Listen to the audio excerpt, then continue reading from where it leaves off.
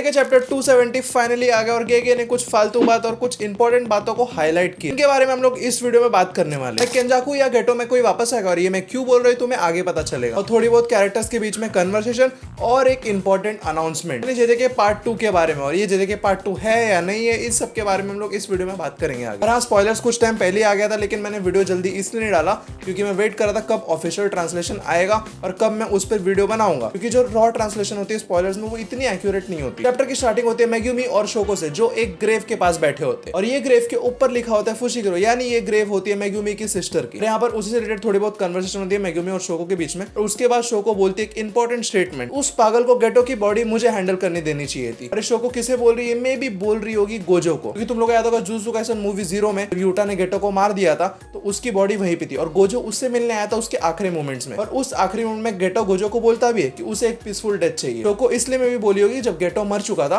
Gojo को उसकी body लेके शोको के पास लेके आनी चाहिए थी, ताकि शोको गेटो की बॉडी को प्रॉपर फ्यूनरल और बरी कर सके। और अगर वैसा हो जाता तो अभी जो सिचुएशंस थी सुकुना और केंजाकू की वगैरह वो सब होती ही नहीं। फिर मेगुमी को एक कॉल आता है तो वो शोको को बाय बोल के वहां से निकल जाता है। फिर हमें दिखाई देती है केव टाइप की जगह और उसके अंदर एक गाकुगांजी, ये बुढ़ा, उटाहिमे और आकिरा होते हैं। ये लोग बात कर रहे होते हैं टेंगेन के बारे में। देखो जो जापान है उसके अराउंड टेंगेन का एक बैरियर लगा है और इस बैरियर की वजह से जो कर्व स्पिरिट जापान के अंदर है वो बाहर फैलती नहीं है, यानी जितनी कर्व स्पिरिट जापान में है उतनी पूरी दुनिया में कोई भी कंट्री में नहीं है, जस्ट बिकॉज ऑफ टेंगेन बैरियर। और ये बैरियर की वजह से जापान में जो कर्व एनर्जी है वो सबसे ज्यादा ऑप्टिमाइज रहती है। अगर ये टेंगेन का बैरियर हट गया तो पूरी दुनिया में अपोकलिप्स आ जाएगा। तो ये बैरियर को मेंटेन करने के लिए गाकुगांजी बोलता है कि जब सुकुना को यूजी ने बाहर निकाला था मेगुमी की बॉडी से, तो जो बचे कुछ रिमेन्स बच गए थे सुकुना के जब उसके मरने के बाद, तो उसमें है टेंगेन। यानी जब सुकुना ने टेंगेन को अब्सॉर्ब किया था आई गेस 248 चैप्टर में, जब वो लास्ट रूल ऐड हुआ था, तो उस वजह से सुकुना के मरने के बाद भी जो उसके रिमेन्स है उसमें टेंगेन अब्सॉर्ब्ड है अभी भी। अगर इस जापान के बैरियर को मेंटेन करना है तो टेंगेन का जिंदा होना जरूरी है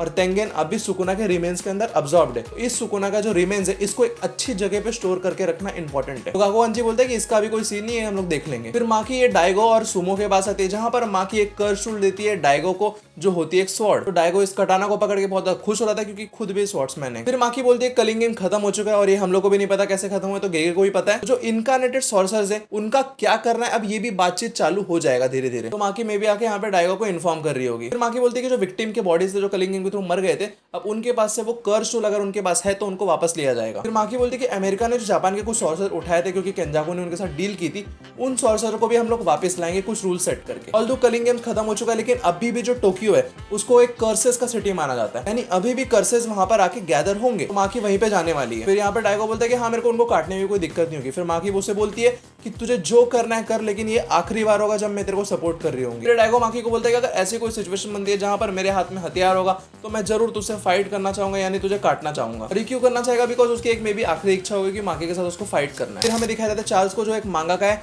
जो अभी मांगा एक लिख रहा है, जो एक कलिंग गेम प्लेयर भी है। और ये जो लिख रहा होता है ये वन शॉट मांगा है। इसका लिंक कैसे जेडीके पार्ट 2 से होता है ये मैं तुम्हें आखिरी में बताऊंगा। तो इसका एडिटर इसको बोलता है कि तू जल्दी जल्दी मांगा ली क्योंकि हम लोग को पब्लिश करना है। फिर सीन शिफ्ट होता है ताकाबा पे, क्योंकि एक बंदे से बात कर रहा होता है डर्टी जोक्स के बारे में, और इस बंदे को कोई आंख बंद करके भी देखेगा ना भाई वो बता देगा केंजाकू या गेटो है। और इसकी शक्ल अब तक गेगे ने दिखाई नहीं है, मतलब आखिरी चैप्टर तक आते आते भी इस बंदे को सस्पेंस रखना। अब देखो इस बंदे से रिलेटेड बहुत सारी पॉसिबिलिटी आ रही है, इंटरनेट पे तुम लोग जाके पढ़ भी सकते हो, लेकिन हम लोग इस वीडियो में 2 पॉसिबिलिटीज के बारे में बात करने वाले हैं। सबसे पहले पॉसिबिलिटी आती है कि ताकाबा को जब पिछले बार उसने केंजाकू के साथ फाइट किया था और जो स्टैंड अप कॉमेडी और शोज वगैरह हुए थे तो उसे बहुत ज्यादा मजा आ गया, उसको बहुत फनी लग रहा था वो सारी चीजें। यहाँ पर जो ये बंदा है केंजाकू तो नहीं होगा, लेकिन केंजाकू की तरह दिखने वाला ही एक बंदा होगा, यानी एक डमी टाइप का। और यहाँ पर दूसरी पॉसिबिलिटी आती है कि ताकाबा मर चुका है और वो आफ्टर लाइफ में केंजाकू के साथ मिला और वहां पे भी वो रिहर्सल शोज जोक्स वगैरह कर रहा है। फिर सीन शिफ्ट होता है अमाए पे, जो एक मोटे बंदे से सॉरी मांग रहा होता है। और क्यों सॉरी मांग रहा होता है? क्योंकि जब स्कूल डेज में जब ये दोनों साथ में पढ़ते थे तो अमाए इस मोटे बंदे को बुली करता था, लेकिन जब वो यूजी से मिला तो उसका मन परिवर्तन हो गया और वो अच्छा आदमी बन गया। लेकिन अब जो ये मोटा बंदा है ये उसका अपॉलॉजी एक्सेप्ट नहीं करता, चला जाता है वहां से। फिर हमें दिखा जाता है हिगुरोमा और उसकी जो मैनेजर है उसके साथ काम करती है। फिर हिगुरोमा बोलता है कि अब तो सब लोग को पता चली गया कि मैं एक सॉर्सर हूँ,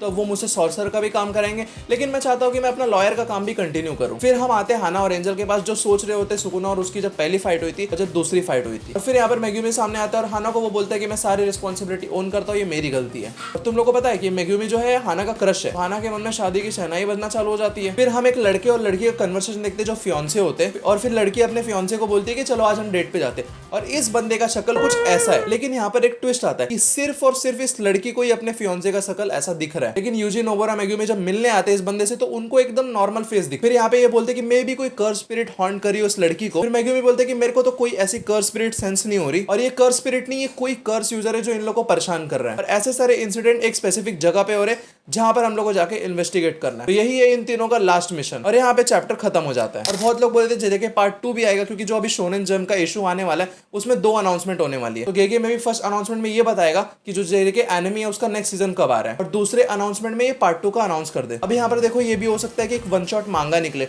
और इसका रेफरेंस हम लोगों में भी चैप्टर में भी दिया गया था, जो चार्ल्स वन शॉट मांगा लिख रहा था। तो इस टाइम भी ये लोग ऐसे ही कुछ कर सकते हैं, एक पोल्स रख दे जो उसमें से सबसे पॉपुलर कैरेक्टर होगा उसका वन शॉट मांगा आ जाएगा। देखो जो भी होगा हम लोग को नेक्स्ट हफ्ते पता लगी जाने वाला है। तो जैसे ही नेक्स्ट चैप्टर थर्सडे को आ जाएगा मैं उस पर वीडियो बना दूंगा।